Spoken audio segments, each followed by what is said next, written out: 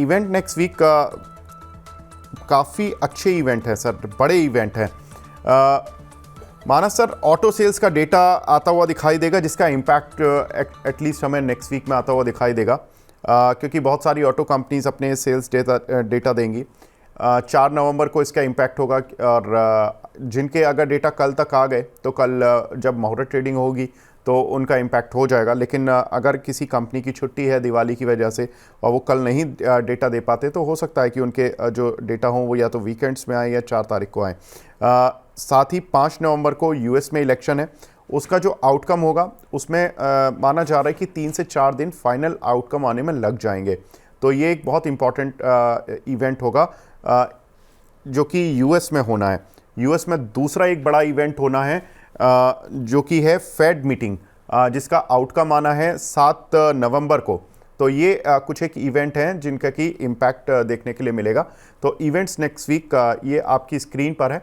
Auto sales data India का, और 5 और 7 नवंबर यूएस से 2 बड़ी चीज़ें होने वाली हैं, इलेक्शन और फेड मीटिंग का आउटकम। मानस सर, कैसे देखें ऑटो काउंटर्स को इंडिया के? कोई लग रहा है काउंटर जो कि ऑटो सेल्स पर प्ले कर सकते हैं? क्योंकि अक्टूबर मंथ में सेल्स तो ठीक रहने वाली हैं, ऐसा माना जा रहा है, क्योंकि नवरात्रे भी थे और फेस्टिव सीजन भी रहा, तो डिमांड अच्छी रही है। तो देखिए, ज्यादातर ऑटो स्टॉक चार्ट पे अभी भी वीक लग रहे हैं, कहीं पर रिवर्सल नहीं देखने को मिल रहा है। और एक चीज जरूर मेरा समझना है कि अगर रिवर्सल देखने को मिलेगा तो पहले आपको टू व्हीलर में देखने को मिल सकता है, जैसे हीरो मोटोकॉर्प, बजाज ऑटो जैसे शेयर है, वहां पर आपको रिवर्सल देखने को मिल सकता है। लेकिन अभी तक इंडिकेशन नहीं है, तो मेरी राय में अभी तो ऑटो को थोड़ा अवॉइड करिए तो बेहतर रहेगा। जी मानस सर, यूएस इलेक्शन बड़ा इवेंट है। अगर ट्रंप जीतते हैं तो हमने देखा था कि जब डोनाल्ड ट्रंप लास्ट टाइम आए थे तो क्रूड ऑयल एक रेंज में फंसा रहा था काफ़ी समय तक। तो ये माना जाता है कि क्रूड ऑयल कमोडिटीज़ वो बहुत ज़्यादा प्रॉस्पर नहीं करती हैं उस समय पर। लेकिन चाइना के साथ ट्रेड वॉर भी शुरू हो जाता है उनका। इसी वजह से हम देख रहे हैं कि चाइना का जो स्टॉक मार्केट है वो बहुत ज़्यादा परफॉर्म करते करते अचानक से रुक गया, जब से पोल के कुछ या बड़े बड़े इकोनॉमिस्ट के स्टेटमेंट आ रहे हैं कि यूएस में डोनाल्ड ट्रंप सरकार बना सकते हैं।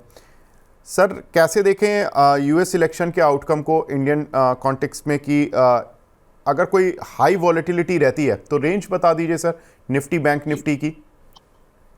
तो देखिए, अब अगर हम रेंज की बात करें, मेरे ख्याल से जो 24,600 से लेकर 24,700, इस रेंज के नीचे जब तक निफ्टी ट्रेड करता रहेगा तब तक यहाँ पर जब कोई उछाल मिले, कोई पॉजिटिव न्यूज चलते, तो भी खरीदारी नहीं करनी चाहिए।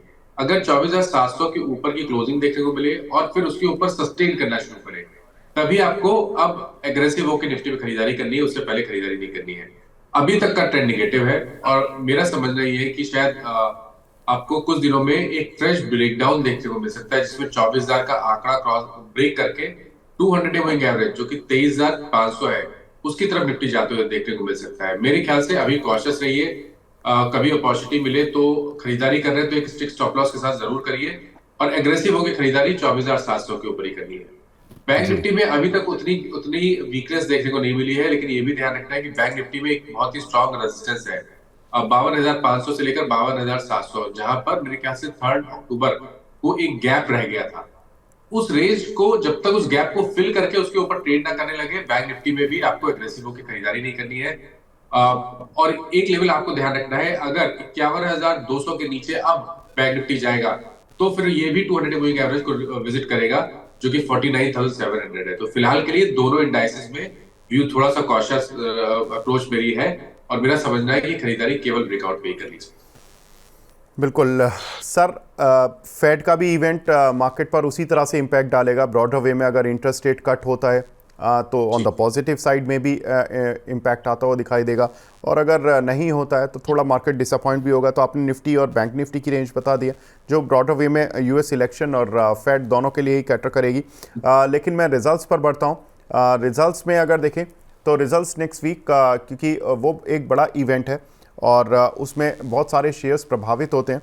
तो 4 नवंबर को रिजल्ट्स होंगे मेन कंपनीज़ के, जहाँ पर कि हमारे दर्शक सवाल पूछते हैं, मैं उनको ही फोकस कर रहा हूँ। एक्साइड, बाटा, हेडसन एग्रो। सर, एक्साइड और बाटा, आपका व्यू इन दोनों काउंटर्स पर? तो देखिए, बाटा की जहां तक बात है, बाटा में 1340 के आसपास एक सपोर्ट है। तो अगर आप रिजल्ट के नजरिए से देखें तो सबसे पहला काम करना है 1340 के नीचे स्टॉप लॉस लगाना है अगर आपके पास लॉन्ग पोजीशन है, और फ्रेश खरीदारी केवल 1400 रुपए के ऊपर करेंगे। एक्साइड में मैंने भी थोड़ी देर पहले भी व्यू दिया कि देखिए एक्साइड में अगर गिरावट बढ़ी और 200 एवरेज के नीचे गया, 440 के नीचे गया, तो यहाँ पर गिरावट बढ़ेगी। इसलिए ध्यान रखिए 440 का स्टॉप लॉस लगा लीजिए अगर आपके पास पोजीशन है, और फ्रेश खरीदारी अगर पॉजिटिव रिजल्ट आता है उसके बाद भी फ्रेश खरीदारी केवल 480 रुपए के ऊपर ही करेंगे। जी, कुछ और रिजल्ट सर जो कि हम बात करना चाहेंगे।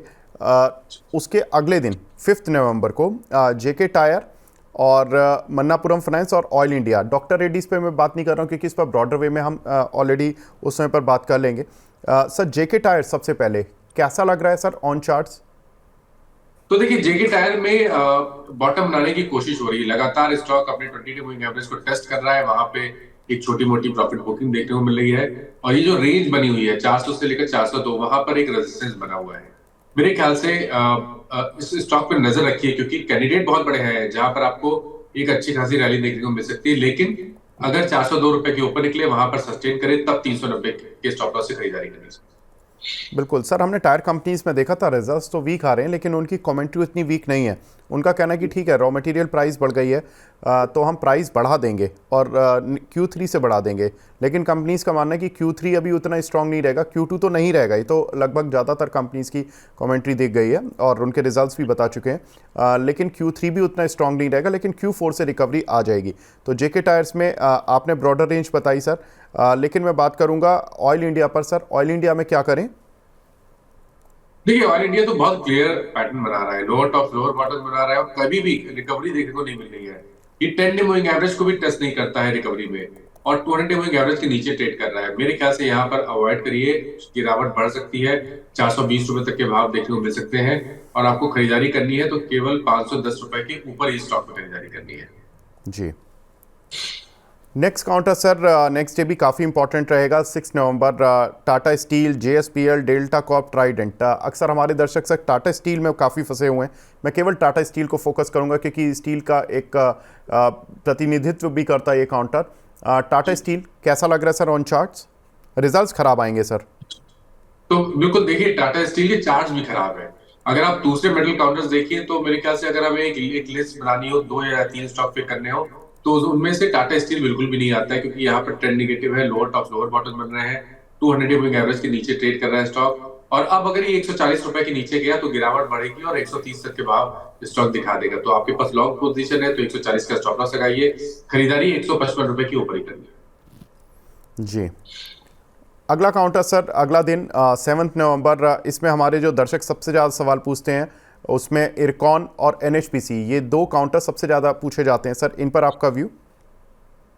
देखिए इरकॉन में अगर आप RSI भी देखेंगे तो पॉजिटिव डाइवर्जन बन रहा है, तो अब यहाँ पर शायद ज्यादा बिकवाली देखने को ना मिले, लेकिन खरीदारी आपको केवल 230 रुपए के ऊपर ही करनी है। 230 रुपए का लेवल रीच होगा तो एक पोजीशन ट्रेड ले सकते हैं 190 के स्टॉप लॉस से, और टारगेट सेट कर सकते हैं करीब करीब 300 रुपए के। जी, और NHPC का सर?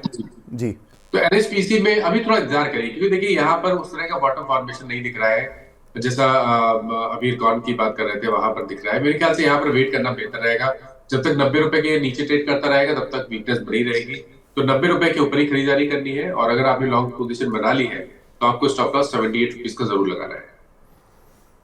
जी, नेक्स्ट डे यानी कि 8 नवंबर को काफ़ी नतीजे रहेंगे। SBI, Ashok Leyland, LIC of India, shipping corporation, Tata Motors, लेकिन इसमें हमारे ज़्यादातर दर्शक से सवाल पूछते हैं शिपिंग कॉरपोरेशन और टाटा मोटर्स पर, ये फंसे हुए हैं, क्या करना चाहिए, क्या नतीजे रिस्पेक्ट कर पाएंगे? तो देखिए शिपिंग कॉर्पोरेशन में कोशिश हो रही है बॉटम बनाने की, लेकिन फिर भी अभी तक कंफर्मेशन नहीं है, तो फ्रेश खरीदारी की राय नहीं रहेगी। आपके पास लॉन्ग पोजीशन है तो स्टॉप लॉस 199 का लगा के पोजीशन को होल्ड कर सकते हैं। 225 रुपए का आंकड़ा क्रॉस हुआ उसके ऊपर निकलेगा तब आप एक खरीदारी करने का ट्रेड ले सकते हैं जिसमें आप 250 रुपए के टारगेट सकते हैं।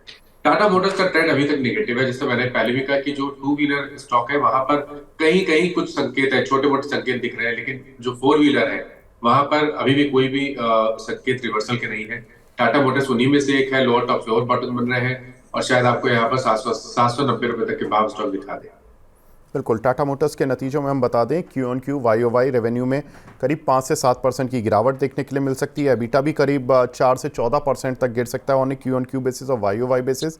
और साथ ही वाई ओ वाई में नेट प्रॉफिट भले ही 10% बढ़ता हुआ दिखाई देगा, लेकिन क्यू ऑन क्यू बेसिस पर करीब 23% गिरता हुआ दिखाई देगा। तो कहीं ना कहीं टाटा मोटर्स के नतीजे मिले जुले रहेंगे, लेकिन ऑन द नेगेटिव साइड देखने के लिए मिल सकते हैं। सर, लास्ट काउंटर इसी श्रेणी में एसबीआई के नतीजे भी उसी तारीख को देखने के लिए मिलेंगे। क्या करना चाहिए एसबीआई में? ब्रॉडर रेंज, हालांकि अभी थोड़ी देर पहले ही महेश सर इस पर बाय कॉल देकर गए थे, और मैं इसके नतीजे भी बता देता हूं सर। एसबीआई के नतीजों में जो नेट इंटरेस्ट इनकम है उसमें तो करीब जंप मिलेगा 14% का, और यहाँ पर करीब फ्लैट रहेगा क्यू ऑन क्यू। तो sir Q on Q flat रहेगा और वाई ओ वाई में ग्रोथ देखने के लिए मिलेगी एसबीआई के नतीजों में। तो देखिए, मेरा मार्केट व्यू नेगेटिव है, इसलिए मैं बहुत ज्यादा रिकमेंडेशन लॉन्ग साइड पे देना नहीं चाहता हूं। लेकिन स्ट्रक्चर की बात करें तो स्टेट बैंक ऑफ इंडिया में 2 दिन पहले ब्रेकआउट देखने को मिला, उसके बाद हम कंसोलिडेशन देख रहे हैं। अगर इस वीक मार्केट में कहीं पर लॉन्ग साइड में ट्रेड लेना है तो डेफिनेटली वो स्टेट बैंक ऑफ इंडिया हो सकता है। 800 रुपए के स्टॉप लॉस से खरीदारी करनी चाहिए, 860 रुपए के टारगेट्स पॉसिबल। जी, तो ये कुछ एक शेयर्स जिनके नतीजे नेक्स्ट वीक देखने के लिए मिलेंगे, और कुछ इवेंट्स जो कि नेक्स्ट वीक होती हुई दिखाई देंगी, उनका स्टॉक मार्केट पर काफ़ी ब्रॉडर इम्पैक्ट देखने के लिए मिलेगा। मानस सर, आप हमारे साथ जुड़े सर, बहुत बहुत शुक्रिया हमसे जुड़ने के लिए, अपना प्रीशियस टाइम देने के लिए, और उम्मीद करते हैं कि आपकी दिवाली काफ़ी अच्छी हो, खुश हो, आप मंगल में रहें। Thank you very much sir. Thank you very much.